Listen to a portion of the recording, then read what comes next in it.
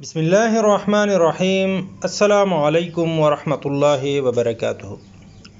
سیرت النبی صلی اللہ علیہ وسلم، قسط نمبر 27۔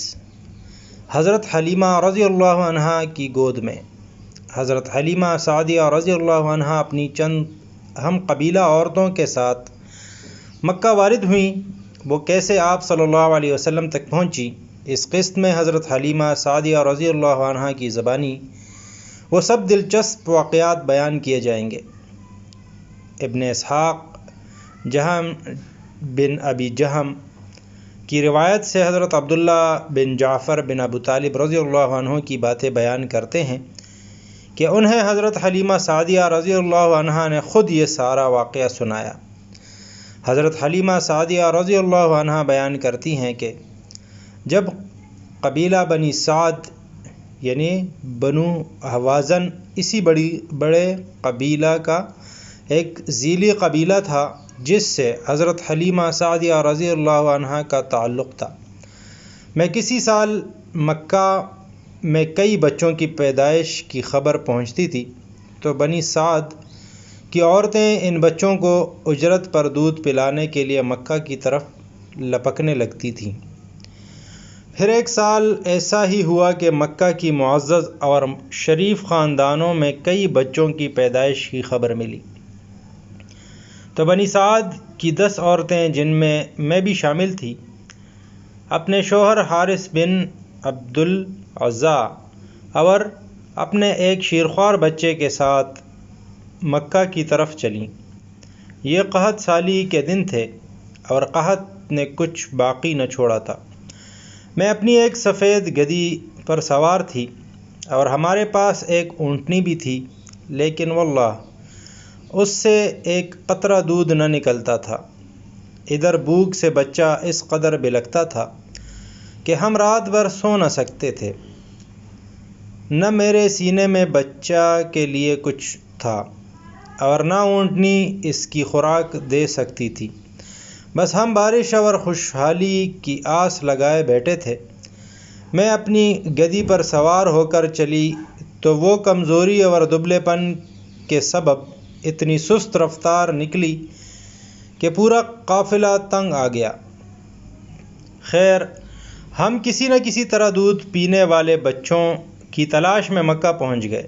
پھر ہم میں سے کوئی عورت ایسی نہیں تھی جس پر رسول اللہ صلی اللہ علیہ وسلم کو پیش نہ کیا گیا ہو، مگر جب اسے بتایا جاتا کہ آپ صلی اللہ علیہ وسلم یتیم ہیں تو وہ آپ صلی اللہ علیہ وسلم کو لینے سے انکار کر دیتی، کیونکہ ہم بچے کے والد سے داد و دہش کی امید رکھتے تھے۔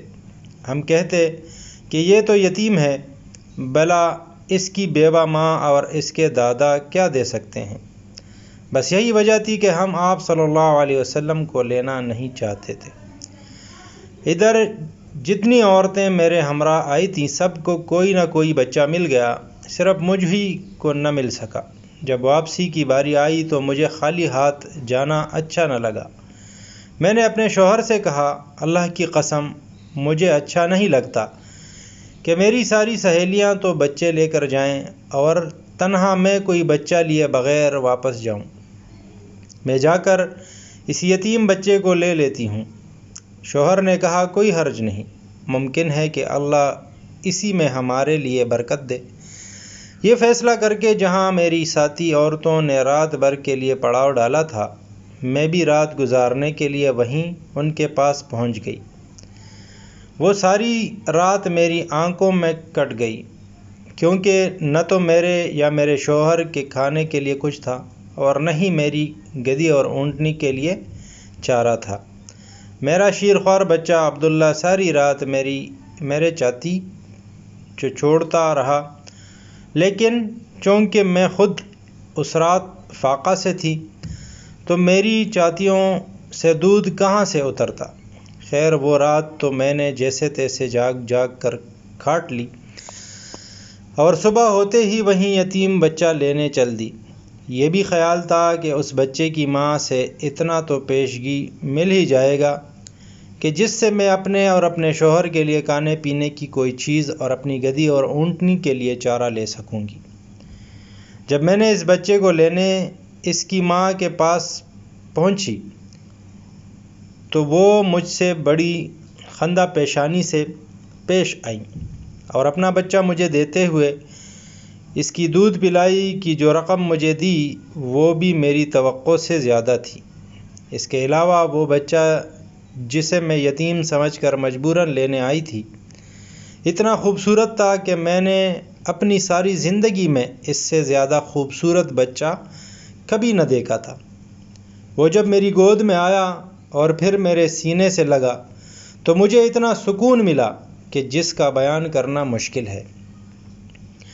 جب میں بچے کو لے کر اپنے ڈیرے پر واپس آئی اور اسے اپنی آغوش میں رکھا تو سینے دودھ کے ساتھ اس پر امڑ پڑے۔ اس نے جس قدر چاہا شکم سیر ہو کر پیا، اس کے ساتھ اس کے بھائی نے بھی شکم سیر ہو کر پیا، پھر دونوں سو گئے۔ حالانکہ اس سے پہلے ہم اپنے بچے کے ساتھ سو نہیں سکتے تھے۔ ادھر میرے شوہر اونٹنی دھونے گئے تو دیکھا کہ اس کا تن دودھ سے لبریز ہے۔ انہوں نے اتنا دودھ دوہا کہ ہم دونوں نے نہایت آسودہ ہو کر پیا اور بڑے آرام سے رات گزاری۔ صبح ہوئی تو میرے شوہر نے کہا، حلیمہ، اللہ کی قسم تم نے ایک بابرکت روح حاصل کی ہے۔ میں نے کہا، مجھے بھی یہی توقع ہے۔ اس کے بعد ہمارا قافلہ روانہ ہوا۔ میں اپنی اسی خستہ حال گدی پر سوار ہوئی اور اس بچے کو بھی اپنے ساتھ لیا، لیکن اب وہی گدی اللہ کی قسم پورے قافلے کو کاٹ کر اس طرح آگے نکل گئی کہ کوئی گدھا اس کا ساتھ نہ پکڑ سکا۔ یہاں تک کہ میری سہیلیاں مجھ سے کہنے لگیں، او ابو زویب کی بیٹی، ارے یہ کیا ہے؟ آخر یہ تیری وہی گدی تو ہے جس پر تو سوار ہو کر آئی تھی، لیکن اب اتنی تیز رفتار کیسے؟ میں کہتی، ہاں اللہ کی قسم یہ وہی ہے۔ وہ کہتی، اس کا یقیناً کوئی خاص معاملہ ہے۔ السلام علیکم ورحمۃ اللہ وبرکاتہ۔